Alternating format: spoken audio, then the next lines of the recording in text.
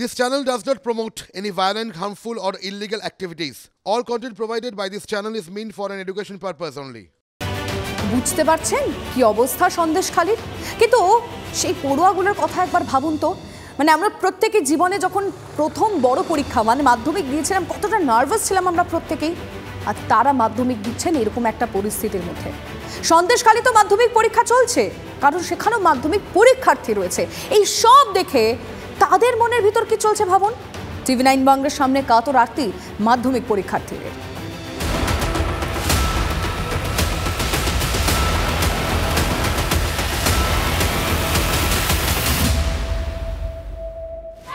ক্ষোভের আগুনে ফুটছে সন্দেশখালী।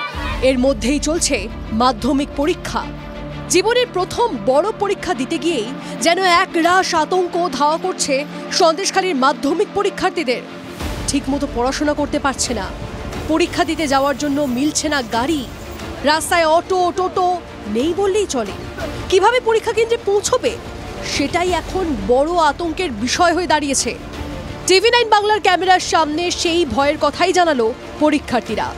তাদের একটাই আরতি, এবার এই যুদ্ধ থামুক, শান্তি ফিরুক সন্দেশখালীতে। এই যে সন্দেশখালী ঝামেলা হচ্ছে, এর জন্য অনেক সমস্যা হচ্ছে, আমাদের পড়াশোনায় অনেক সমস্যা হচ্ছে, মানে ভয়ে ভয়ে থাকতে হচ্ছে বাড়িতে। না আমরা তো সাহস পাচ্ছি না যদি রাস্তাঘাটে কিছু হয়, ভয় পাচ্ছে, যাতায়াতের অসুবিধা হচ্ছে। আমরা ভালোভাবে পড়ায় মনোযোগ দিতে পারছি না, সমস্যা হচ্ছে, ভয় পাচ্ছ?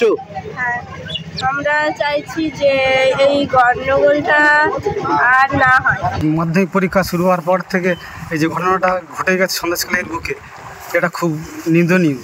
তাতে আমরা চাই শান্তি ফিরুক, আমরা সঠিকভাবে আমরা আরও একটা জীবনের বড় পরীক্ষা এসে তাদেরকে একটা দুর্যোগের মুখে পড়ে যেতে হচ্ছে, মানে সন্ত্রাসের মুখে পড়ে যেতে হচ্ছে। আমরা মাধ্যমিক পরীক্ষা দিচ্ছি, আমাদের ভীষণ সমস্যা হচ্ছে, চাই যে মারাপিটটা যাতে বন্ধ হোক।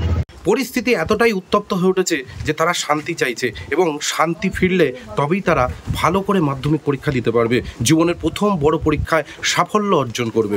কিন্তু পরিস্থিতি যেদিকে যাচ্ছে সেই পরিস্থিতির দিকে তাকিয়ে কিন্তু তারা ভয়তে বুক কেঁপে উঠছে, কারণ কখনো বোম, কখনো লাঠিসোঁটা, কখনো সাধারণ মানুষের ওপরে আক্রমণ তারা নিতে পারছে না। সন্দেশখালী থেকে অর্ণব ব্রহ্ম, TV9 বাংলা। দুয়ারেই লোকসভা ভোট, রাজ্য বাজেটে কার্যত মাস্টার স্ট্রোক মুখ্যমন্ত্রী। লক্ষ্মীর ভান্ডার এক ধাক্কায় বাড়িয়ে দ্বিগুণ করা হলো। হ্যাঁ, একেবারে ডাবল। 500-র বদলে এবার থেকে 1000 টাকা করে পাবেন লক্ষ্মীরা। জনজাতির মহিলারা পাবেন 1200 করে। শুনবো কি বলা হলো আজ। লক্ষ্মীর ভান্ডার প্রকল্পে আর্থিক সহায়তা দিচ্ছি। আমাদের মা বোনেদের হাত আরো শক্ত করার জন্য এই মা মাটি মানুষ সরকার আনন্দের সঙ্গে জানাচ্ছে যে লক্ষ্মীর ভান্ডার প্রকল্পে তফসিলি জাতি এবং জনজাতি শ্রেণীর জন্য আর্থিক সহায়তা বৃদ্ধি করে মাসিক 1200 টাকা এবং অন্যান্যদের জন্য এই সহায়তা বৃদ্ধি করে মাসিক 1000 টাকা করা হবে।